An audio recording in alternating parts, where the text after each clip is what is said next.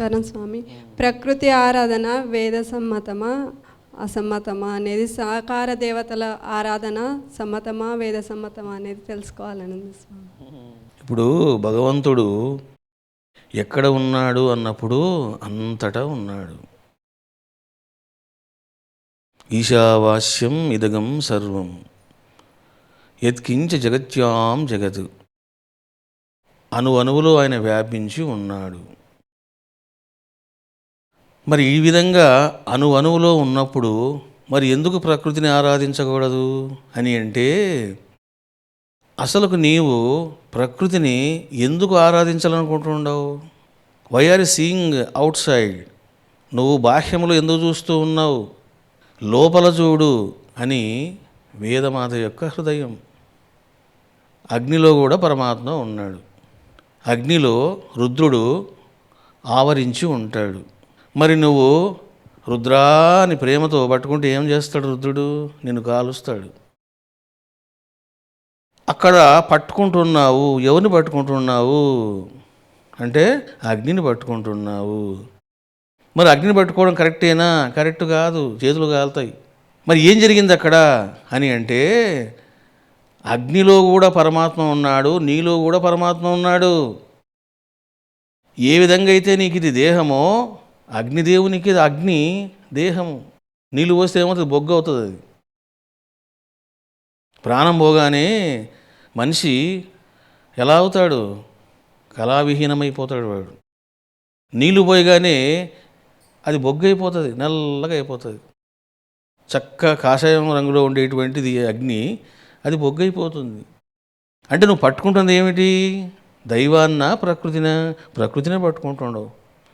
ప్రకృతిని ఎప్పుడు పట్టుకోరాదు, పరమాత్మను పట్టుకోవాలి. ఇప్పుడు పాము ఉంది, పాములో కూడా పరమాత్మ ఉన్నాడు. నాగరాజా ఆ దగ్గరికి వెళ్ళేవనుకో, అదేమనుకుంటుంది, అమ్మ వీడు నన్ను సంపనికి వస్తున్నాడే చూడండి, దాని భయం దానిది.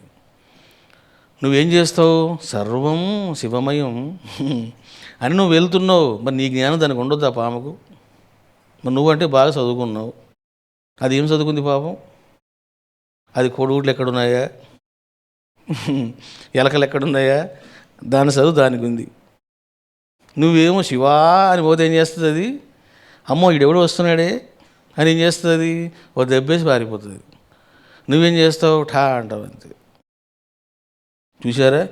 అంటే నువ్వు దేన్ని పట్టుకుంటుండవు? ప్రకృతిని పట్టుకుంటుండవా, పరమాత్మను పట్టుకుంటుండవా? ప్రకృతిని పట్టుకుంటుండవు. ప్రకృతి అంటే ఏమిటిది? మాయా. అది నిన్ను బాధ పెడుతుంది, ఏడిపిస్తుంది, బంధిస్తుంది, నలిపేస్తుంది. అందువల్ల పరమాత్మను పట్టుకోవాలి. సాకార దేవతలు వీళ్ళంతా కూడా ఎవరు అని అంటే ప్రకృతి శక్తులు.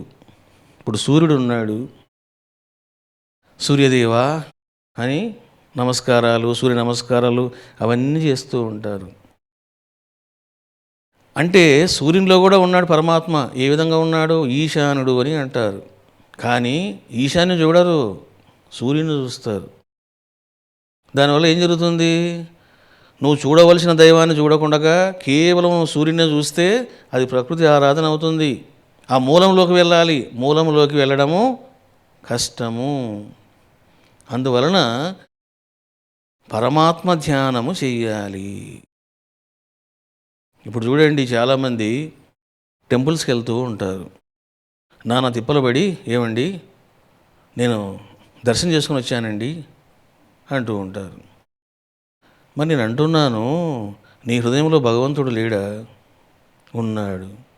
అంటే నువ్వేం చేస్తున్నావు? నీలో ఉన్న పరమాత్మను నీవు అవహేళన చేస్తున్నావు, ఉపేక్షిస్తున్నావు, నిరాకరిస్తున్నావు. నువ్వు చూడవలసింది బయట కాదు. ఏం చూస్తావు? నువ్వు చూసేది ఒక రాయినే చూస్తున్నావు. ఆ రాయిలో పరమాత్మ ఉన్నాడని భావిస్తున్నావు. కానీ నీలో భావించవలసిన అవసరం లేదు. ఆయన కొలువై ఉన్నాడు. ఒక విగ్రహంలో భగవంతుడు ఉన్నాడో లేదో అది వేరే విషయం, అది విశ్వాసాన్ని బట్టి ఉంటుంది. కానీ నీలో మాత్రం ఉన్నాడు. కానీ మనం ఏం చేస్తున్నాం? ఆయన్ని పక్కన పెట్టేసి, ఆయన్ని ఉపేక్షించి బయట తిరుగుతూ ఉన్నాం. ఇదే అజ్ఞానం. చూడండి, చాలామంది తిరుపతి, కాశీ ఇట్లా వెళ్తూ ఉంటారు. ఇప్పుడు వెంకటేశ్వర స్వామి ఫోటో తీసుకొని పూజా మందిరంలో పెట్టుకొని రోజు పూజలు చేస్తూ ఉంటారు. అదేవిధంగా శివలింగాన్ని, అమ్మవారిని పెట్టుకొని పూజలు చేస్తూ ఉంటారు. మరి నేను అంటున్నాను, అసలకు నువ్వు పూజించేటువంటి ఆ ఫోటోలో, విగ్రహంలో దేవుడు ఉన్నాడా లేదా? ఉంటే నువ్వు ఎందుకు పోతావు అక్కడికి? చూసారా? అంటే ఇవన్నీ కూడా ఏంటంటే పరమాత్మకు దూరమైనటువంటి విషయాలు. ఇవన్నీ వదిలిపెట్టేసేయాలి. ఇంకా దేవాలయాలు తిరగడము, తీర్థాల్లో మునగడము, లీవ్ ఆల్ థింగ్స్. ఇవి పోయినప్పుడే వాడు శివునికి దగ్గర అవుతాడు, శివానుగ్రహాన్ని పొందుతాడు. అందుకే తిరిగితే తిప్పలు, కూర్చుంటే కుప్పలు, లేదా మోకాలు నొప్పులు. ఎందుకయ్యా నీకు ఆ బాధ? నీలో పరమాత్మ ఉన్నాడు. నువ్వు దాన్ని బాగా అర్థం చేసుకోవాలి. నువ్వు ఏ కర్మ చేస్తున్నా అని వింటున్నాడు. ఆయన రెడీగా ఉన్నాడు, కానీ నువ్వు రెడీగా లేవు. ఎందుకు? నువ్వు బయట చూస్తున్నావు. దేవుడు దేవుడు దేవుడు అని దయ్యం పట్టిన వాళ్ళలాగా బయట చూస్తున్నావు. దేవుడు బయట ఎక్కడ ఉన్నాడు? లోపల ఉన్నాడు. చూడండి, ప్రతి మనిషిలో భగవంతుడు ఉన్నాడు. కానీ ప్రతి మనిషిలో నువ్వు భగవంతుని చూడలేవు. ఆ భగవంతుడు ఎలా ఉన్నాడని నువ్వు చూడాలంటే నీ లోపల నువ్వు పోవాలి. నీలోకి నీవు ప్రయాణమై నిన్ను నీవు దర్శించినప్పుడే సర్వములో ఉన్న పరమాత్మను దర్శిస్తావు. లేకుంటే ఎట్లా దర్శిస్తావు? అసలు నువ్వు దర్శించేది ఏమిటి? మనుషులను చూస్తూ ఉన్నావు, శరీరాలు చూస్తూ ఉన్నావు. దేంతో చూస్తున్నావు? బాహ్య నేత్రాలతో చూస్తున్నావు.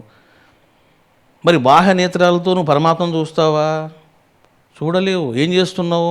ఊహించుకుంటున్నావు అంతే. పరమాత్మ అని ఊహించుకుంటున్నావు అంతే. ఆ ఊహలు ఏం ఊహలు? అవన్నీ కూడా పిచ్చి ఊహలు. అవన్నీ కూడా మతికి సంబంధించిన, మనసుకు సంబంధించిన ఊహలు. ఇవన్నీ వదిలేయాలా. Simply meditation. అట్లా కూర్చోవాలి అంతే. అప్పుడు నువ్వు తొందరగా ఉద్ధరించబడతావు. అది చాలామంది ఏం చేస్తుంటారంటే ఇంకా రోజుకో స్తోత్రం, రోజుకో పూజ. దీన్ని చిల్లర భక్తి అంటారు. ఈ చిల్లర భక్తిని మానుకోవాలా. ఎప్పుడు సమయం దొరికిందా సిట్ ఇన్ మెడిటేషన్. కొంతమంది అడగవచ్చు, మరి మీరు అందరికీ షిరిడీ సాయిబాబా విగ్రహాలు ఇస్తున్నారు కదా స్వామి, ఎందుకు ఇస్తున్నారు అని. అంటే సాయిబాబా దేవతా స్వరూపం కాదు, గురుస్వరూపం. గురుదేవా నన్ను నడిపించు అని నువ్వు ఇంట్లో పెట్టుకోవడంలో తప్పు లేదు. కానీ చాలామంది దేవతలను పెట్టుకుంటున్నారు, నన్ను నడిపించు అని పెట్టుకోవడం లేదు. నాకు డబ్బులు బాగా రావాలి, నా కష్టాలు పోవాలి, నా నష్టాలు పోవాలి, పక్కింటోడు భస్మం అయిపోవాలి. ఇదిగో ఇటువంటి కోరికలతో దేవతలను పెట్టుకుంటున్నారే కానీ నాకు బ్రహ్మజ్ఞానం కావాలి, నన్ను నడిపించు అని ఎవడు పెట్టుకుంటున్నాడు? అగ్నేనయ సుపథారాయే.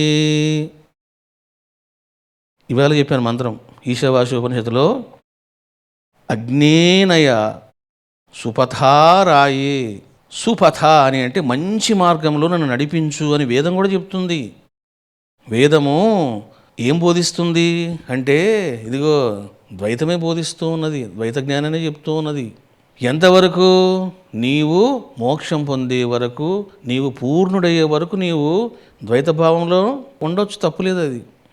అంటే మహర్షే ప్రార్థన చేస్తూ ఉన్నాడు, అగ్నేనయ సుపథారాయే. సుపథ అని అంటే శుభ మార్గములో, పథం అని అంటే మార్గము, సుపథ అంటే శుభమార్గంలో నడిపించు. మరి శుభమార్గంలో నడిపించడం అంటే ఏమిటిది? నువ్వు ధ్యానం చేయడమే, మనసును పాడు చేసుకోకుండా ఉండడమే, వైరాగ్యంతో ఉండడమే. ఇది శుభమార్గం. ఎంతసేపు పూజలు చేయడము, అలసిపోవడము, పరమానందం తినడము, నిద్రపోవడం. ఏమొచ్చిందయ్యా మీకు? ఇవన్నీ వదిలేయలేక. అందుకే ఇప్పుడు నేనేం చేశాను, మీకు సింపుల్గా చేయమన్నా. ఇప్పుడు బాబా ఇంట్లో పెట్టుకున్నారు, సింపుల్గా చేయండి. ఓ 10 నిమిషాల్లో పూజ అయిపోవాలంతే. ఇంకా దిక్కు దిక్కు దిక్కు దిక్కు ఎంతసేపు దిక్కుతావు? ఇప్పుడు చాలామంది చూడండి, పూజా మందిరంలో ఉన్న బాబా విగ్రహానికి అభిషేకం చేయడం కష్టమై ఏం చేస్తున్నారు? ఒక పసిపాపని ఎత్తుకున్నట్లు ఎత్తుకుంటున్నారు, వెళ్ళి ఆ ట్యాప్ కింద పెడుతున్నారు. ఆ పెట్టేటప్పుడు ఏమవుతుందంటే అది ఇట్లా కొట్టుకోవడమో ఇట్లా కొట్టుకోవడమో విగ్రహానికి డ్యామేజ్ అవుతుంది. వెంటనే ఏం చేస్తున్నారు, కూర్చొని ఏడుస్తూ ఉన్నారు. ఆ వైబ్రేషన్లు నాకు వస్తుండయి. నేను ఏమిందబ్బా అని గుండె పట్టుకోవడం. ఎందుకు అని అంటే నా ఫోటో ముందు కూర్చోవడం, ఏడవడం. రమణానంద స్వామి నువ్వు ఏం చేస్తున్నావు అయ్యా, ఇచ్చింది నువ్వే కదయ్యా, నువ్వు ఆ మాత్రం కాపాడలేకపోయినావా, నువ్వు చాలా బిజీ అయిపోయినావు. మళ్ళీ నేను ఇచ్చింది కాక నాకు 4 తిట్లు. పోనీ ఆ తిట్లు తిట్టారనుకోండి, ఇప్పుడు నా స్థితి ఎలా ఉంది అవన్నీ నాకు తెలుస్తూ ఉండేవి. చూడండి, ఇదో కర్మ. తెలియకుంటే ఒక బాధ, తెలిస్తే ఒక బాధ. అంటే ఇంక ఇవన్నీ వద్దు. ఇంకా ఒక బాబా ఉన్నాడు అక్కడ, సింపుల్గా ఒక గ్లాస్ పోయి చాలు, ఇంక అక్కడితో అయిపోవాలి. అది దండం పెట్టుకోవాలో ధ్యానం చేసుకోవాలి అంతే. ఇంకా కొన్నాళ్ళకి అది కూడా అవసరం లేదు. కాబట్టి ఈ రకంగా నిరాకార సాధనలోకి వెళ్ళినప్పుడే మీకు మంచి జరుగుతుందమ్మా. ప్రకృతి ఆరాధన అంటే అంతటా పరమాత్మ ఉన్నాడు, కానీ పరమాత్మను పట్టుకోవాలంటే లోపలే పట్టుకోవాలి, బయట పట్టుకోలేవు. బయట నేను మాయ పట్టుకుంటుంది అంతే.